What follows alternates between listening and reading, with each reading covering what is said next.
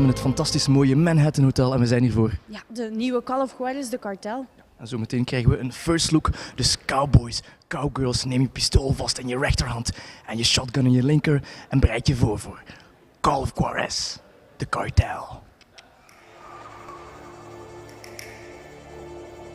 The smoke rose from the abyss like the smoke from a gigantic furnace, and the sun and the sky were darkened by the smoke from this fiery bottomless pit.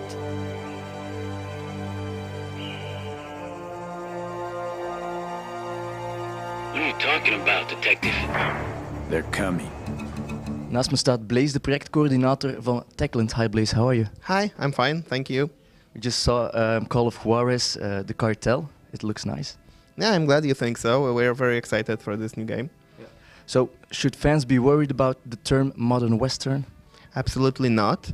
Because, you know, with Bone and Lad, we were getting all those questions like, you're making Western games, it's like old times, and is it still relevant? And we kept saying yes, very much so. The Western treatment, the feeling that you get, it's something universal. And now we're actually proving it. We are taking it to the modern time, where you will find some straight elements from the Western, you know, the locations, the freedom, the lawlessness that you can actually witness. But we are also looking for Western in terms of art direction, music, you know, camera angles, characters. This is the same creative team which brought you the previous games, so you can be pretty confident that it will be still a Call of Juarez game. So the difference now is like the horses became motorcycles. More like cars. You know? More cars, yeah. Yeah, but it is not just like finding straight references. Of course, it's cool that now we have cars instead of horses. You can say that the disco club that you saw was a saloon because you know you do some shady interests in the VIP room. You have alcohol. You have the girls. But it's just the most simple way of looking at it, because on the other side you have those characters who aren't really black or white. You have the guys who you root for, and you have the other side, and you think that they are doing the right thing, but it's not like, you know, exactly good and by the book and being nice and smiling. Yeah, because we saw the three main characters. Can you tell us a little something about them? Oh yes, that's a special team comprised of three very accomplished individuals from three different law enforcement agencies. The cover guy, let's say, the recognizable type is Ben McCall, an LAPD detective. He's a descendant, a spiritual successor to Ray McCall from previous games. Yeah. Then we have an DEA agent, Eddie Guerra. He's the the ladies' man, the smooth talker of the bunch, and a female agent from the FBI, Special Agent Kim Evans, who is really the new kid on the block. She has an impressive record, but compared to Ben, she's just learning stuff about real life. So it's quite a colorful mix. McCall! You're taking fucking time! The Call of Juarez series is known for its cover system. Has something changed about that? Really, the cover system was only in the second game, and we received mixed feedback on that. Some players loved it, some didn't. So we are exploring some options for this one. Right now it's not in the game. We're looking into it. If it gets in, it will not be mandatory. You will be able to turn it off. But there's still a concentration mode. Yes, absolutely. That's one of the signature moves of the series. Now, of course, you can use it in three-player co-op, so it's even cooler. Okay. The co-op is very important because there are three now. Yes, it's key. With Bound in Blood, we introduced the interesting idea of an AI partner who followed you, was very effective. It was a competent co-op player handled by the AI, but it was one of the most important fan requests for the series, the co-op. So instead of two, they get three. All right, cool. Now, a little something about the story. As a player, can you influence the story a little bit? Yes, we will be revealing more of that later, but right now we're saying that the story is built around the three-player co-op and the characters, the main characters. So each character will have their own take on what's happening, and it will be cool and informative to actually see the game from each perspective, to play the game as each character. Heads up! Fuck! Now you know. What am I supposed to do? Aim for the windows. Maybe you'll scare them off. What? Shoot, goddammit! We saw a big car chase in the game. I suppose the vehicles are very important. It made me look like very movie-like. Did you base it on something from movie like Heat, or was it like really giant on the freeway with lots of cars? Is it important throughout the game? Yes, well, who doesn't like a good car chase in That's a right. good movie?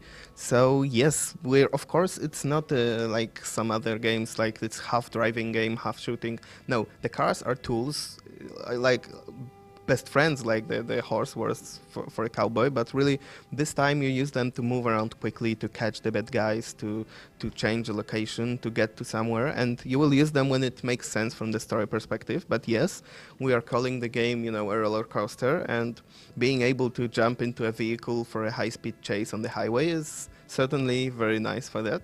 And you saw that the characters can cooperate. When you're playing in single player, it's fine, but when you add 2 live players, you have 1 driver and 2 shooters, it gets really intense.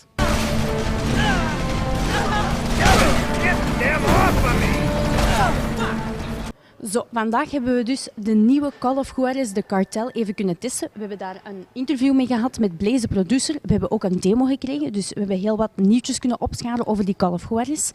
Nu, wat vond jij ervan, Cliff, dat er eigenlijk nu een moderne setting wordt geplaatst in dat echte Wilde Westen verhaal? Oh, ik vind het echt de bom. Het is echt Mexicaanse drugsbaronnen, hedendaagse cowboys. Het is af. Ja, je blijft natuurlijk ook de echte elementen erin hebben van het Wilde Westen, de echte shootouts, want het is natuurlijk een hele leuke shooter. En ik denk dat de fans van Call of Juarez dit zeker zullen appreciëren. Dus laten we het spel al gaan spelen, hè.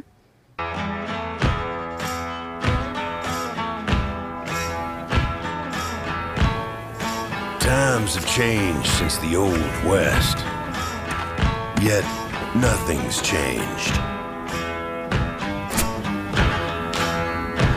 Where once men fought over gold, now they kill for money, drugs, and guns. There's a fine line between upholding the law and being above the law.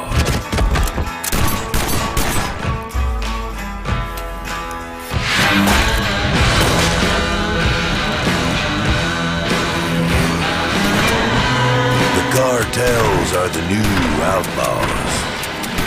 They said an army of good cops couldn't bring them down. So I said, why not try a few bad cops?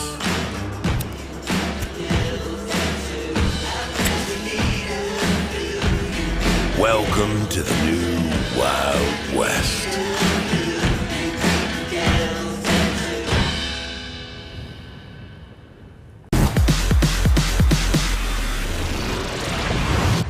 Misschien nog snel even de releases overlopen. Nu is Rift beschikbaar in de winkel voor PC, de nieuwe MMO van Tryon Worlds. Ja, en op 17 maart zal ook een nieuwe fitnessgame het licht vinden. Dat is namelijk My Fitness Coach Club. En dat zal zowel voor de PlayStation Move als de Wii beschikbaar zijn. Ja, en op 25 maart komt de nieuwe handheld van Nintendo uit, de 3DS. Ja, met natuurlijk alle bijkomende Ubisoft-titels. En verder hebben we op 14 april Michael Jackson met zowel de versie voor de Kinect als voor de PlayStation Move. En nu we het toch over Michael Jackson hebben, dan kunnen we het van deze keer ook hebben over de prijs van deze week. Want het is niks minder dan Michael Jackson, de Collector's Edition voor de Wii. En ja. Waarom, Tessa, is het een Collector's Edition? Het is namelijk een supergrote doos met daarin een supercool t-shirt van I Love Michael Jackson. En uiteraard de fantastische game. Ja, dus wat moeten we daar natuurlijk voor doen om die fantastische Collector's Edition te winnen? We gaan allen naar Facebook en Netlog. Je gaat daar een wedstrijdvraag vinden. Met allen het juiste antwoord sturen naar info@ubisoft.be. En wie weet ben jij wel de leuke winnaar van dit pakket. Dus als de bliksem naar Facebook en Netlog.